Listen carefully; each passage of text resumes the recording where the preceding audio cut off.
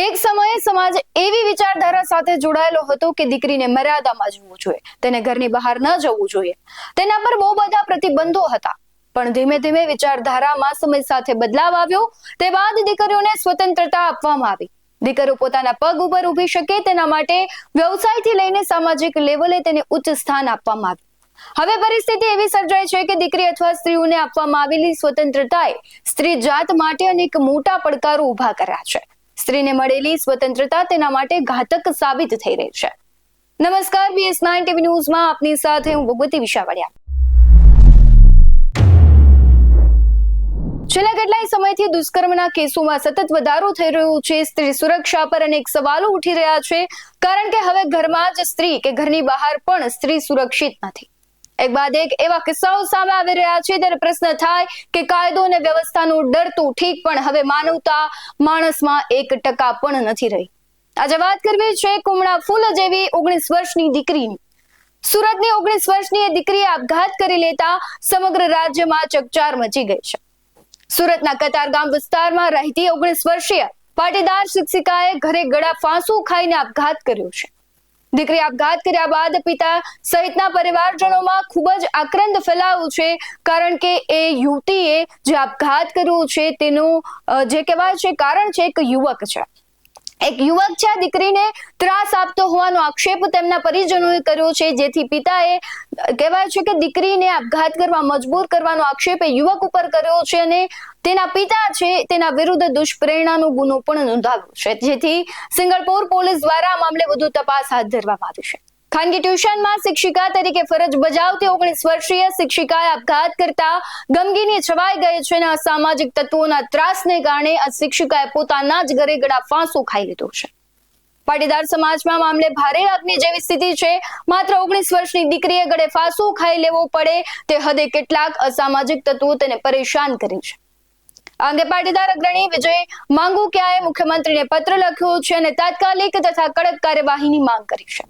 વિજય માંગુકિયાએ પત્રમાં ઉલ્લેખ કર્યો છે કે માનસિક વિકૃતિ ધરાવતું એક યુવક છેલ્લા 3 વર્ષથી કતારગામમાં રહેતી આ શિક્ષિકાને સતત પરેશાન અને બ્લેકમેલ કરતો હતો, જેના કારણે કતારગામની શિક્ષિકાએ જ આત્મહત્યા કરી છે અને આવી પરિસ્થિતિ ઊભી થઈ છે. જેથી આ બાબતોમાં સંડોવાયેલા આવારા તત્વોને સખત સજાઓ થાય તેવી તેણે માંગ કરી છે.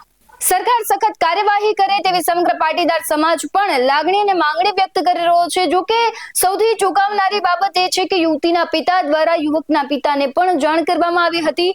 જો કે લાજવાના બદલે યુવકનો બાપ ગાજ્યો હતો. તેણે યુવતીના પિતાને જ કહ્યું કે તમારાથી સચવાતી ન હોય તો દીકરી પેદા જ ન કરાય, પછી વાંક અમારા છોકરાનો કાઢો છો.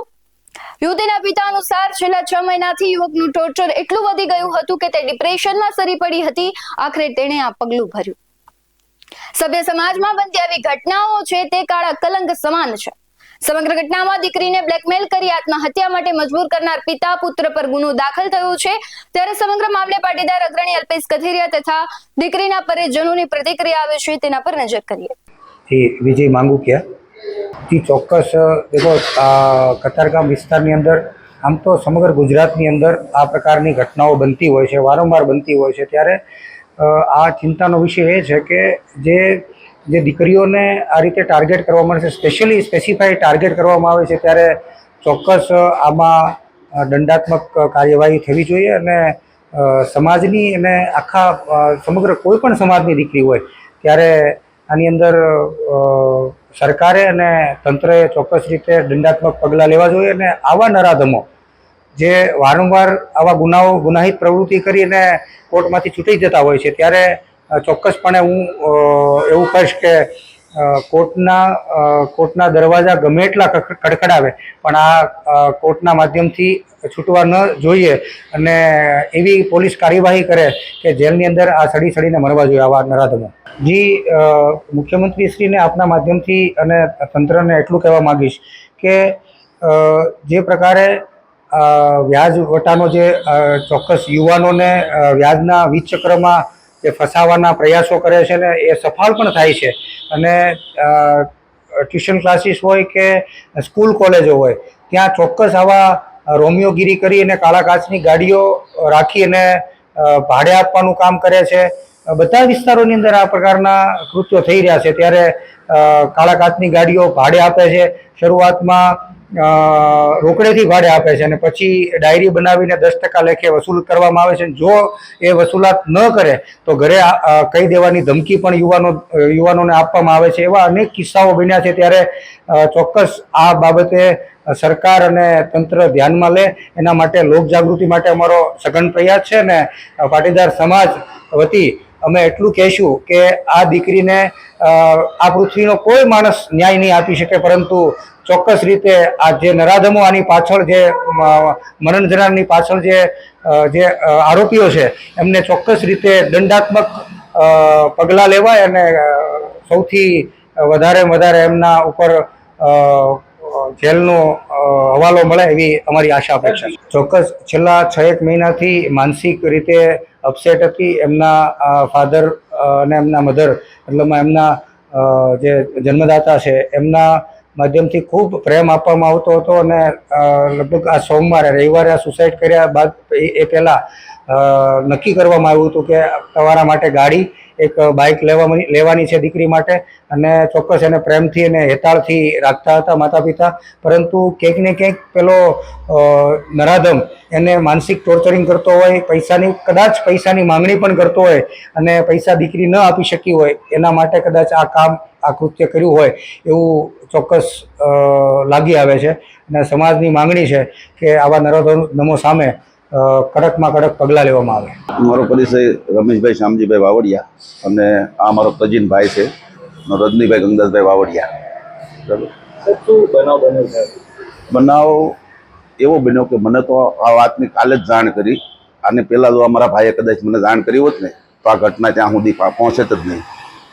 આ લગભગ 6-1 મહિનાથી એવું હાલતું છે કે ટ્યુશન ક્લાસમાં નોકરી કરતી હતી અમારી આ બેબી નેના, અને એક છોકરો નીલ કરીને છે એ પાછળ પડ્યો હોય છે અને આને કોઈ પણ હિસાબે એના એવિડન્સ ફોટા કે કાંઈ પણ એવું હોય છે એટલે બ્લેકમેલ કરતો હોય છે.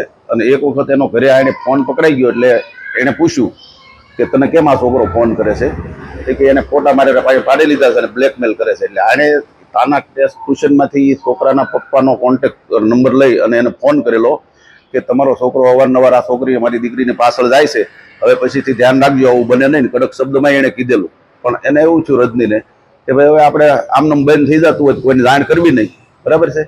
પછી રજની વચ્ચે અવારનવાર આને પૂછતો કે તારી પાછળ હવે આવે છે તો કઈ ગાડી લઈને આવતો, તો એ ગાડીનું નામ એ કે બ્લેક કલરની કીધી, બ્લેક કલરની ગાડી લઈને આવતો પાછળ. બરોબર છે. પણ પછીથી આ હવે છેલ્લા 2 દિવસથી અત્યારે જે દીકરી હતી એને એવું જ કહેતો 2 દિવસથી કઈ મૂડમાં નહોતી. બરાબર છે. અને છેલ્લે કલાકમાં હું વાત થઈ એ તો મોબાઈલમાંથી જ નીકળશે હવે. બરાબર છે. મોબાઈલ પોલીસ સ્ટેશન જમા કરાવ્યો છે અમે, અને આપણે FSLમાં મોકલે એટલે એમાં તો જે ડિલેટ માર્યું હોય એ આવી જવાનું છે. અને કાલે એવું જાણવા મળ્યું છે એના મિત્ર સર્કલમાંથી, આ જે છોકરા બીજા ભણતા હોય ને એમાં, કે આ છોકરાનો મોબાઈલ કલાકમાં જ બંધ થઈ ગયો હતો. એટલે કદાચ આની સાથે શું બ્લેકમેલિંગની વાત કરી હોય કે કાંઈ માંગણી કરી હોય એ બાબતથી છોકરીએ આ પગલું કર્યું હોય. કઈ જગ્યાએ ક્લાસીસ છે અને તાના ક્લાસીસ આપણે એવલોનની બાજુમાં. કઈ રીતે સંપર્ક થયો હતો આ દીકરીનો ને યુવકનો? એ છે ને છોકરીનો યુવક એનો કોન્ટેક્ટ યોગી પ્રવૃત્તિ સ્કૂલમાં પેલા ભણતા છે યારે, ત્યાંથી એને ઓળખાડે છે. આપણે તો હવે એવું પોલીસ પાસે માંગ છે કે આ જે કાંઈ આમાં ગુનેગાર કે જે કાંઈ બીજા છોકરા કદાચ નીકળે નામ ખુલે કે આવું કોઈ બ્લેકમેલ કરતું હોય તો બીજી વાર બીજાની દીકરી ન જીવ ગુમાવે એના માટે પોલીસ કડક કાર્યવાહી કરે. અમે મેસેજ દરેક માતા પિતાને એવું જ આપીએ છીએ અને અમે સમાજમાં એવું કહેવા માંગીએ છીએ કે આપણે છે ને સાથે મળી અને આવું જે ઘટના બને ને એમાં દીકરીઓ હવે કોઈ આવું કાંઈ બનતું હોય બ્લેકમેલ કરતું હોય તો આપણે છે ને એને 1-2 વ્યક્તિને એવી સમાજના અગ્રણીઓ પાસેથી નિમી અને એને આ ઘટના ન બને બીજી વાર એના માટે લોકો એનું ઘરની જાહેર જ બહાર ન પડે વાત અને સહકાર આપે એવું મારું અપીલ છે. અને સૌ અહીંયા લગભગ અડધા લોકો ઉપસ્થિત છે કે પોલીસ સ્ટેશન હતા, અને ત્યાં પોલીસ સ્ટેશન ગયા પછી મારી 10 વર્ષની કાકા લડાઈમાં એમના પપ્પા ને એમના કાકા અને મોટા પપ્પા ને બધા ઉપસ્થિત છે. 10 વર્ષની લડાઈમાં અમે પહેલી વખત જોયું છે કે કોઈ ઘટનામાં કોઈ ફરિયાદ કરવા ગયો હોય અને 2 કલાકની અંદર એને એફઆઈઆર આપ્યું એવું પહેલી વાર થયું છે. એવું મેં પહેલી વાર જોયું આજ સુધીમાં, ક્યારેય નથી બન્યું.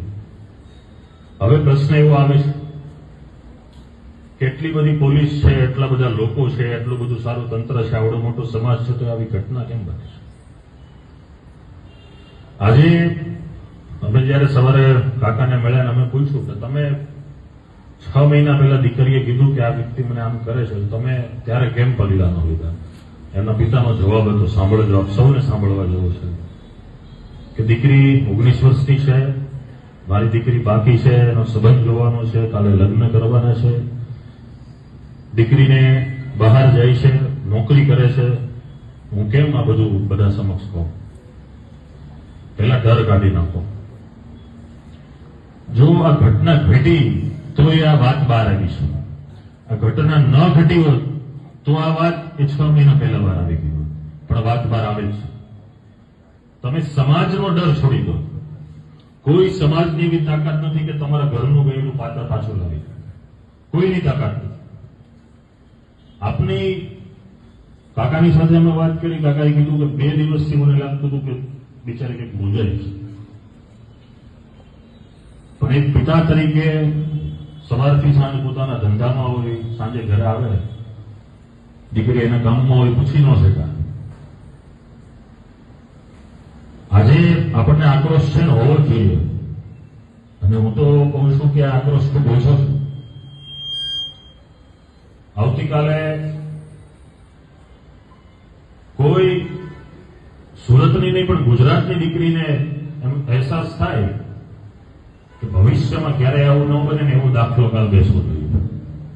એ તાકાત સાથે કાલ બહાર આવવું પડશે. અને આજે જેમ હું તમે એવા એમને આખા પરિવાર સાથે, માતા બહેનો સાથે આવવું પડશે.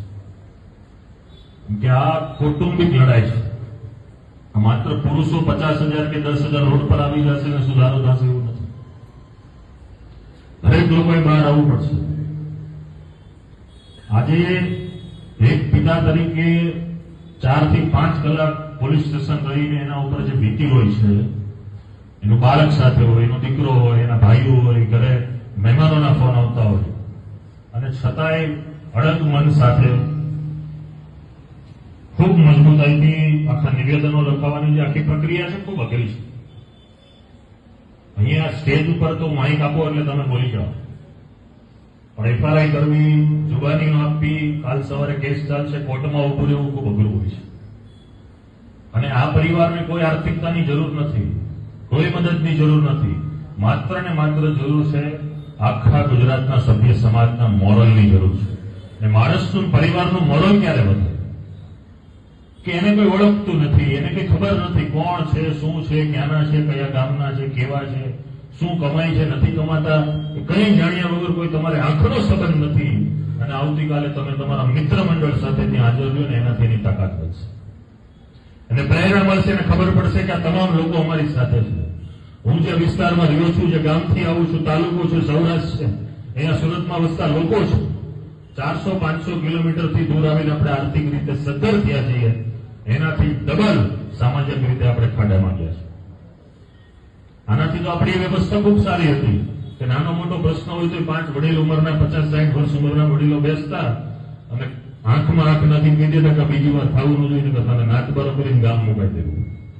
એ વ્યવસ્થા આજે શહેરમાં નથી. અને આવી ઘટનાઓથી એ દીકરીનો ન્યાય થાય, એના પરિવારોને આશ્વાસન મળે, મજબૂતાઈથી પરિવાર રહે તો આપણી ફરજ છે જ, પણ ભવિષ્યમાં આ ઘટનાને પુનરાવર્તિત થવાનું પણ કોઈ વિચારે નહીં, એવી કાર્યવાહી થાય એવી અમારી અપેક્ષા છે. આજે આપ સૌ અહીંયા કોઈ મંચ ઉપર ઉપસ્થિત છે તો કોઈ મોટી વ્યક્તિ છે એવું નથી. બધા લોકોને પરિવાર છે, બધા લોકોને સંસાર છે, બધા લોકો પોતાના કુટુંબ સાથે જીવે છે, પણ જેના ઘરમાં દીકરી હોય ને એને વધારે લાગણી હોય. આજે મારા ઘરમાં 10 મહિનાની દીકરી છે, તો જ્યારે આ દીકરીને આપણે મોઢું પણ જોઈએ ને ઘરે, તો આપણને યાદ થાય કે આ દીકરી મોટી થશે ને કઈ બનશે તો. આમાં જે દીકરીના પિતા હશે એને થતું હોય કે 19 વર્ષની દીકરી હતી, તો જેની દીકરીની ઉંમર 16 થી 25ની હશે ને, એટલે તમારા ઘરમાં આજી દીકરી હશે, તમને મનમાં એવો ખ્યાલ તો આવશે કે હવે આપણે ધ્યાન રાખવું પડશે. અને ખાલી એવું પણ નથી કે દીકરીનું ધ્યાન રાખશું તો સુધરી જશે અથવા સમાજ સુધરી જશે. જેટલી જવાબદારી દીકરીની છે ને એનાથી અત્યારે જ આપણું યુવાધન જે રસ્તે જાય છે, મારી ફરજ છે કે હકીકત આપ સમક્ષ મૂકવી, એટલા જ આપણા યુવાનો પણ ખરાબ રસ્તે જાય છે. એમાં પણ આપણે ધ્યાન રાખવું પડશે. કાલ સવારે એવું ન બને કે આપણા યુવાન કોઈ એવું કૃત્ય કરે ને કાલે કોઈ બીજા લોકો રેલી કાઢી જાય. કેમ કે જે પ્રકારે દૂષણ વધી રહ્યા છે, ઘણા દાખલા એવા હોય છે કે બધા વચ્ચે કંઈ પણ ન શકે કે આવું બને છે. કેમ કે કોઈ વ્યક્તિ તમારી પાસે આવે છે તો ઘણા લોકોને જેમ કાકાને સવારે ડર હતો કે આ બધું થશે ને આમ ને દીકરીનું શું થશે ને, તો કાકાએ આગળ 9 વધ્યા 6 મહિના પહેલા. એવું જ ઘણા લોકોને હોય. કોઈની ઓફિસમાં જાય, કોઈ વકીલને મળે, કોઈ સમાજના શ્રેષ્ઠને મળે, કોઈ એના મિત્રોને કહે, કોઈ સોસાયટીના પ્રમુખને વાત કરે, મામલો ત્યાંથી પતી જાય છે. પણ દૂષણ તો હોય જ છે. અને આવું દૂષણને જયારે ડામવું હોય ત્યારે ખૂબ મોટી તાકાત, મોટી સંખ્યાની જરૂર પડતી હોય છે. પોલીસે એનું જે કામ કરવાનું છે કરી નાખ્યું, ગુનો નોંધી દીધો, પકડશે, રિમાન્ડ કરશે, જે કરે બધું પોલીસ કરે, એનો આપણને કોઈ વાંધો નથી, વિરોધ નથી. પણ આ ઘટનાથી આપણે શું શીખશું? આપણે કેટલા આગળ વધશું? આપણી શું તાકાત? આટલી મોટી વસ્તી જયારે આ વિસ્તારમાં વસતી હોય તો વિચારો કે કોઈ બિચારી નાની વસ્તી છે એની દીકરી સાથે બનાવ બનશે તો શું થાય? આપણે સૌના સમાહક બનવાનું છે. આ દીકરી માત્ર કોઈ સમાજની કે પરિવારની કે પિતાની દીકરી એ દિવસે હતી, પિતાની દીકરી. આજે એમની નથી. આજે આપણા સૌની જવાબદારી છે. આજે આપણે સૌની એ દીકરી છે, આપણે સૌની એ બહેન છે. એના માટે આવતીકાલના આયોજનમાં આપના સાથ સહકારની ખૂબ જરૂર છે. બાકી અમારે કતારગામથી એમનો પરિવાર છે, એમના મોટા પપ્પા છે, જીગાભાઈ મેવાસાની છે, હરીશભાઈ છે, ભાઈ શ્રી વિજયભાઈ છે, અભિનભાઈ કળથિયા છે, કે જે બધા છેલ્લા જ્યારથી બનાવ બન્યો ત્યારથી 3 દિવસથી એમની સાથે છે. અને આશા રાખીએ છીએ કે આની અંદર ખૂબ મજબૂતાઈથી કાર્યવાહી થાય. અને મેં આજે ડીસીપી સાહેબને મળ્યા ત્યારે પણ રજૂઆત કરી હતી કે જે વિસ્તારમાં આવા ટપોરીઓ છે, લુખાઓ છે, જ્યાં એની બેઠક છે એની ડ્રાય થવી જોઈએ. એકને પકડવાથી એક વ્યક્તિને કે એક દીકરીને ન્યાય મળશે, પણ આવા જેટલા નબીરાઓ અને લુખાઓ થઈ રહ્યા છે એની કમરતોડ સર્વિસ ન થાય જ્યાં સુધી આનું સમાધાન નથી. અને દરેક વસ્તુમાં કાયદો કામ કરે એ જરૂરી નથી. ક્યારેક આપણું કામ આપણે કરી દેવું પડે, એમાં પછી બહુ લાંબી વાર ન હોય. એ જે ટીમને કામ કરવાનું છે એ કરી નાખશે. પણ આ ઘટનાથી આપણે સૌ જાગૃત થઈએ. અભિનભાઈને મેં રોંઢે જયારે પોલીસ સ્ટેશન હતા ત્યારે વાત કરી કે અમે વર્ષોથી ઈચ્છીએ છીએ કે આ વિસ્તારમાં એક મજબૂત સંગઠન બને. કદાચ આ દીકરી પણ આપણી પ્રેરક હોઈ શકે. ખૂબ આગળ વધો, ખૂબ સંગઠિત થાવ. આજના કળિયુગના સભ્ય સમાજમાં બનતી આવી ઘટનાઓ લાલબત્તી સમાન છે. ધીમે ધીમે આવા કિસ્સાઓ વધી ગયા છે. એક પાટીદાર દીકરી જ નહીં પરંતુ દરેક સમાજમાં આવી ઘટનાઓ બને છે. લાજ શરમને લીધે અમુક દીકરીઓ છે તે કહેતી નથી અને આવા પગલા ભરી લેતી હોય છે. ત્યારે એક સામાજિક જવાબદારી તરીકે પણ અગ્રણીઓએ અને સમાજે પણ જાગૃત થવાની જરૂર છે. કારણ કે જ્યારે આવી ઘટનાઓ બને છે ત્યારે સમાજ પણ ક્યાંક ને ક્યાંક તેની ઇજ્જત આબરૂ પર સવાલ કરતો હોય છે. એને લીધે દીકરીઓ આવા પગલા ભરતી હોય છે. પરંતુ હવે સમાજ અને લોકોએ જાગૃત થવાની જરૂર છે અને આવા અસામાજિક તત્વો પર ખરેખરની કાર્યવાહી કરવાની જરૂર છે. આ મુદ્દે તમારું શું કહેવું છે કમેન્ટ બોક્સમાં જરૂરથી જણાવજો. આવા જ વધુ અહેવાલો સાથે ફરી મળતા રહીશું. તમે અમારી YouTube ચેનલને સબસ્ક્રાઇબ કરવાનું, અમને ફેસબુક અને ઇન્સ્ટાગ્રામ પર ફોલો કરવાનું ભૂલશો નહીં. બાકી અવનવી અપડેટ્સ મેળવવા માટે જોતા રહો BS19 ન્યૂઝ. નમસ્કાર.